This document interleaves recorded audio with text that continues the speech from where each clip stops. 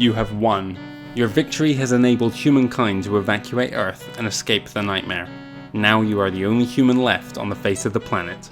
Cannibal mutations, carnivorous aliens, and evil spirits are your only neighbours. You sit back and wait for death, content that you have saved your species. But then, Earth Control beams down a message from space. Sensors have located the source of the alien invasion. If you go there, you may be able to block their entry. The alien base is in the heart of your own home city, not far from the starport. Slowly and painfully, you get up and return to the fray.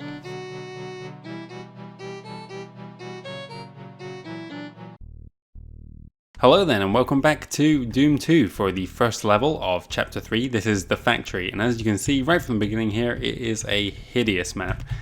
Everything's in squares. This looks like it was something I made when I was about 10 years old in like a Time Splitters map maker.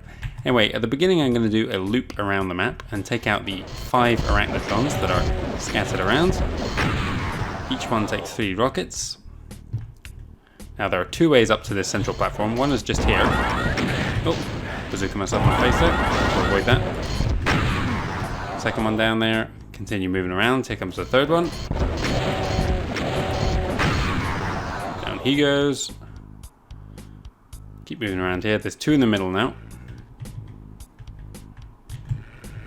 Let's see if I can, well, you know what, we'll leave them be. We'll go in here first. Okay, there is a number of sergeants in this quite interestingly designed room here. Very difficult to engage the guys above you though. One of the arachnotrons is moving this direction by the sounds of things. Let's grab this partial invisibility. Nothing else to do in here. It's really just the armor and the invisibility.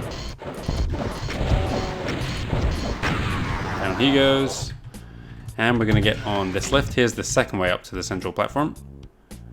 Now what I'm going to do here is run straight to the end, open this door, and you'll see all these guys coming up. They can't see me because I'm invisible, apart from the ones at the back. As soon as I open fire, everyone floods into the room. With the super shotgun equipped, I can lay waste to them. Need to be careful here because of the directions they're throwing the fireballs isn't what you'd expect due to the partial invisibility.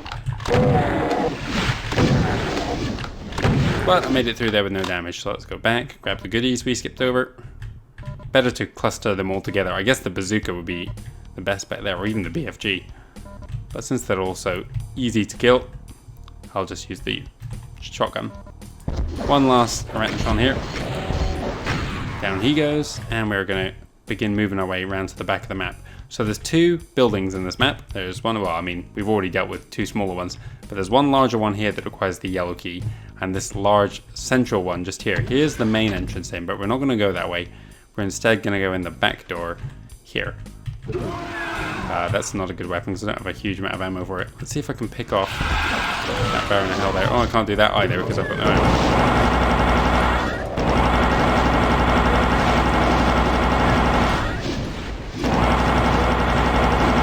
Okay, now he's down. Go back to my shotgun. Drop off here.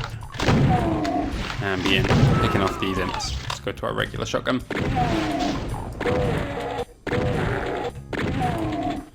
Do a quick loop down here, make sure no one's left.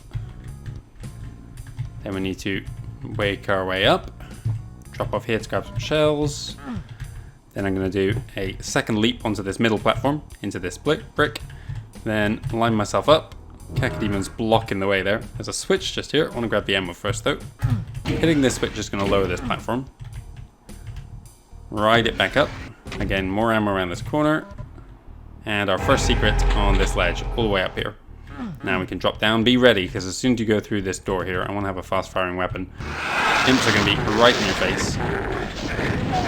No way to avoid damage there.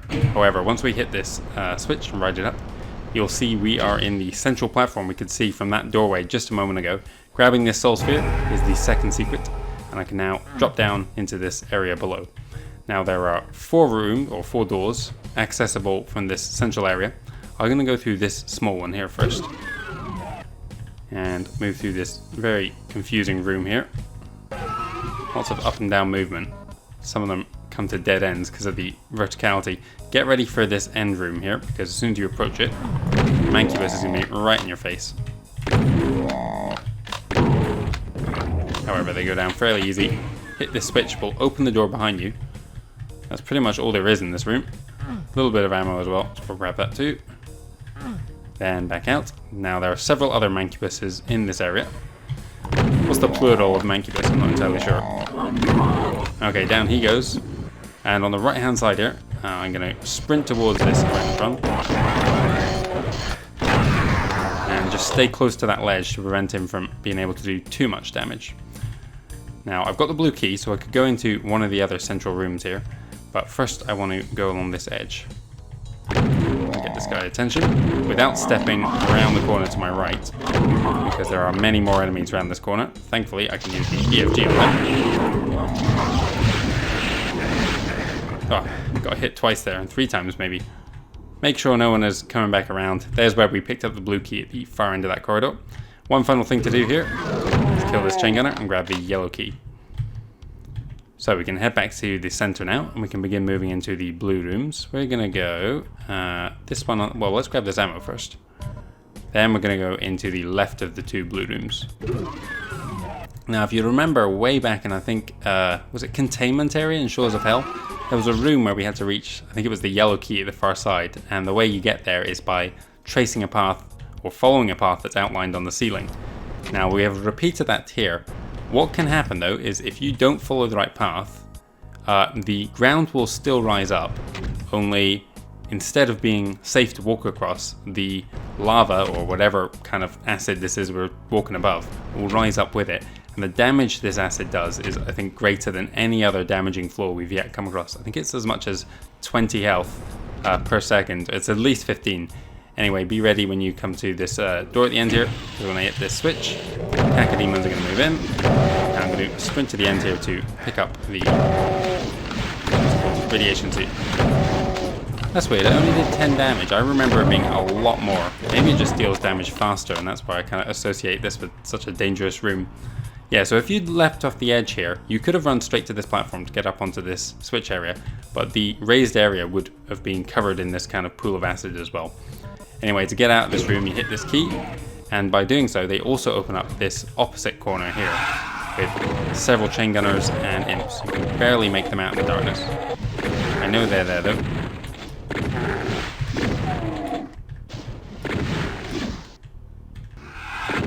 And then just carefully move around. This is the 3rd secret here. The hard to spot chain gunners are the main threat here. Thankfully. Oh, there's one behind me. Come on, go down. There was another one here going to the right. There he is. BFG in the corner here. One more somewhere. There he is. Without the radiation suit, it's even harder to see. Don't know if you can see anything at all. Okay, we're done in this room. So, one more corner. And I wish we had a bit more health for it. Did I leave any health down here? Well, there was a box of shotgun shells there. We're going to skip over that way, and instead we are going to go, if I can find the final door, here it is. Did I see more shells on the ground? Yeah. Oh no, there's a reason I'm not going for those. Let's go through the door then.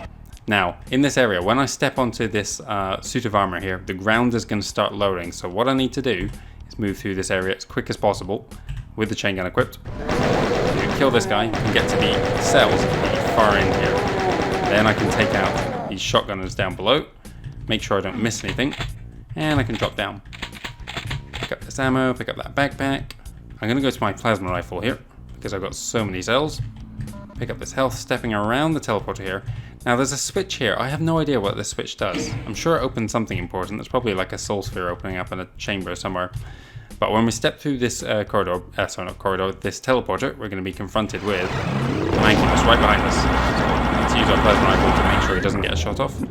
And then come to this ledge, down below, many lost souls. Just continue to use the plasma rifle, it's a bit wasteful, and then drop down to get the 4th and final secret of the map. And with them all dead, make sure you don't go too fast here and skip over that middle platform there, that's the secret.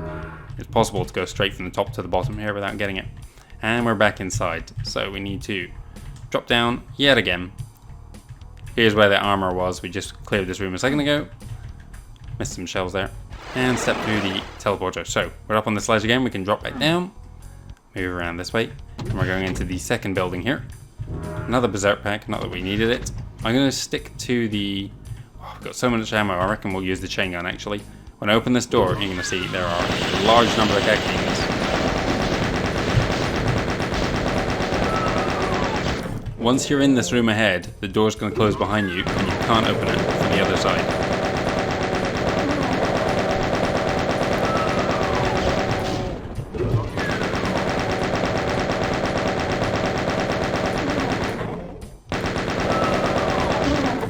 You may see at the far end there some horns moving around at the bottom of a hole. When I move into the room, multiple areas are going to start moving up and down.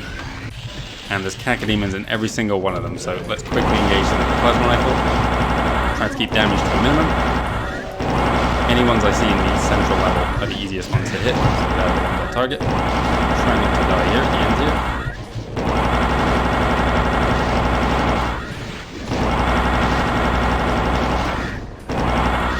32% health. Wish I had a bit more than that.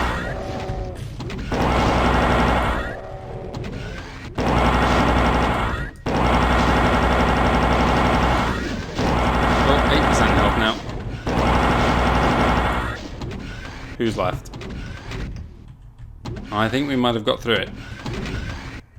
Okay, it's clear. Now you'll see there are many switches all in each of these chambers. If I come to this one first, plenty of cells in each of these chambers as well. That's why the plasma rifle is good.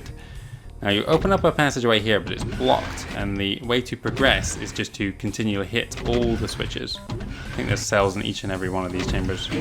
So again, you'll see another opening up there. You need to hit every single switch to get right the way to the end though. Cells here, more switches. You can actually hit the switches when they're way above you without having to wait for the platform to raise up. Last one here. Leap across onto that. Oh. And we're pretty much done. Move to the end here and go through the exit. Okay, the factory is finished. 100% kills, 100% items, and 100% secrets. Okay, so I got through that level fairly quickly, even though I did kind of take my time at the start. It's not a very challenging level, but the design of the level is similar to the next set of levels that we're going to be seeing here. They're all going to be very large, open, outdoor spaces. I think in all kind of previous levels, you're always in the interior of a building, but at this point in the Doom 2 campaign, they start trying to create large urban environments with multiple buildings that you move in and out of, and you're down on the streets below. You're going to see that especially in the next level, I believe. Anyway, thanks for watching. I will be back tomorrow at 6 o'clock, so I hope you'll join me for that.